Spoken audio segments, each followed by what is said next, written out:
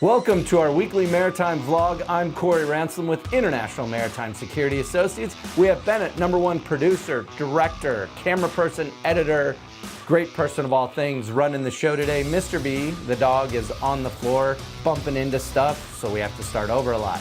This week we are talking about stowaways on board ships.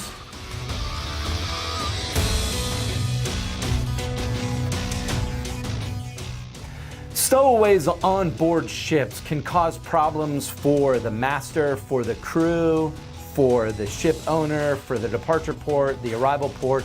There's a number of issues that get tangled up from an international perspective when you look at stowaways at sea, but also just the human factor of what you do to try to care for these people if you find them while you're underway. When I was in the Coast Guard, I worked a number of cases where we had stowaways and in some cases potential stowaways or no stowaways on board vessels, inside containers, and I've seen it on board cargo vessels, inside cargo containers, on board cruise ships, on board large yachts. So stowaways have been on a number of different ships and platforms around the world. And these cases pop up occasionally where we see stowaways that are found on board ships. There was a case not too long ago of a ship off the south coast of the UK that had stowaways on board. The crew found them, and the stowaways actually ended up taking over one part of the vessel. There was law enforcement and military agencies from the UK that had to actually come out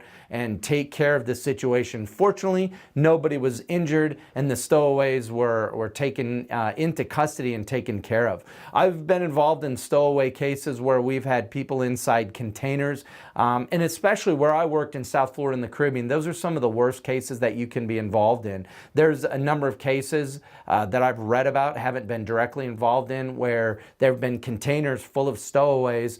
When the container arrived at its arrival port, that the people were dead. That is an absolutely horrible and inhumane way to treat people, because you never know what's going to happen and where the vessel's going to go if there's delays or diversions or problems, and it could be sometimes weeks before those containers are offloaded.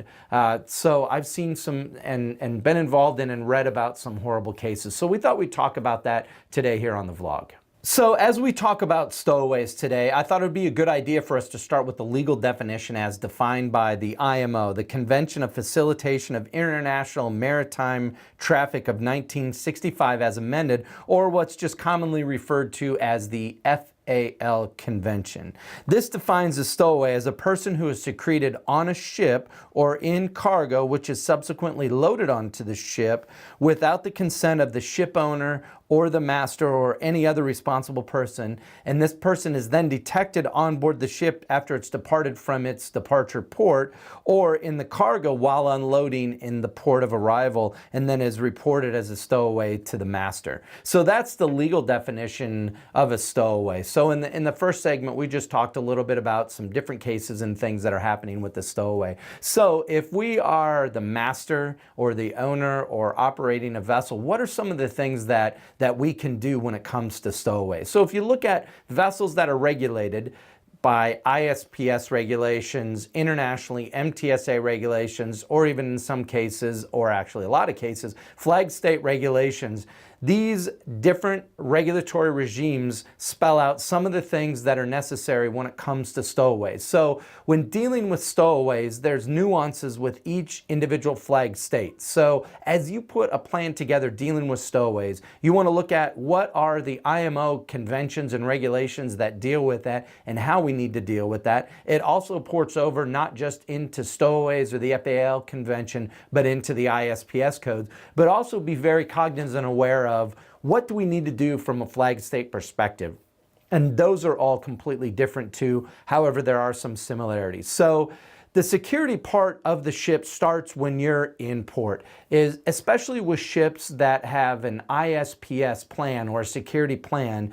It's the responsibility of the master and crew to make sure that the ship is secured. Now, sometimes when stowaways are secreted in cargo and cargo containers are loaded on board, that's almost impossible to detect unless the containers are scanned or you have prior intelligence. But there's some things that we can do from a ship perspective while we're in port, regardless of if we're a cargo line, a cruise line, or a large large yacht. So number one, make sure if you're in a port, especially in a port that's a high risk for potential stowaways, that you assign extra watches to the ship. A lot of times stowaways aren't just going to climb up the gangway and get on board the vessel. What they will typically do is climb up mooring lines at night. So have protection devices on the mooring lines, have extra lighting and also additional lookouts, and supplement that if you can with CCTV cameras to spread out the area that you're watching to ensure that you don't have any unwanted stowaways on board. Stowaways for the most part can be fairly benign, but there are cases where terrorists or drug smugglers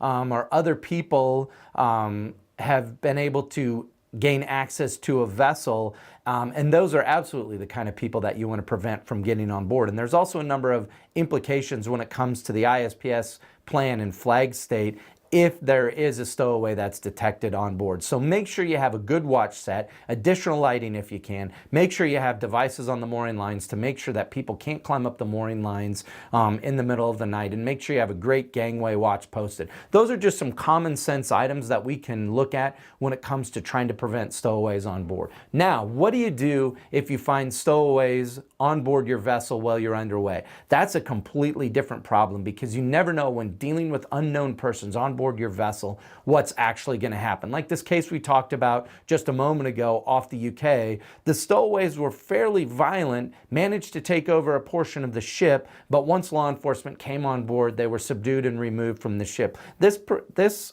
actually was a potential danger to the crew members, because most vessels in a typical day-to-day operation don't have any weapons, and the crew don't have a way really to defend themselves. So be careful when you're dealing with stowaways. Make sure that you notify authorities immediately in the area that you're operating in.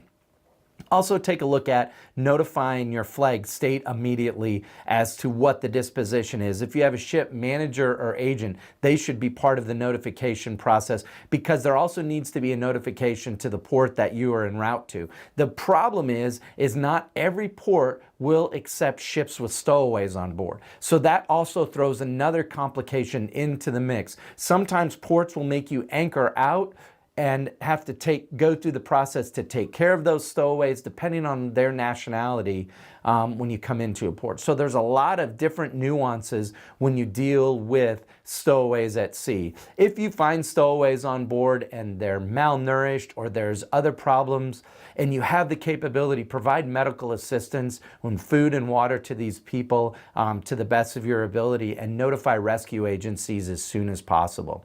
We have a couple of links to the IMO and to a couple of other organizations when it comes to dealing with stowaways that we'll put down in the comment section below to hopefully help you out to put that stowaway plan together. Hey, thanks for joining us today. We appreciate all the viewers we have. If you have questions about our vlogs or anything we do here, we're going to be doing a viewer questions episode here in the near future. So make sure you submit your questions to us either through YouTube or our social media. Make sure you connect to us through our social media, which is detailed in the banner above and also in the comments section below. Hit that like button for all the content that you enjoy, and give us suggestions about content that you want to see, because hopefully we want this to become your channel. Make sure you subscribe to this channel so you get notified when we post new videos. If you have any questions where it comes to maritime risk management, maritime regulatory compliance, or maritime security, don't hesitate to reach out to our experts here at IMSA, because we're always happy to steer you in the right direction.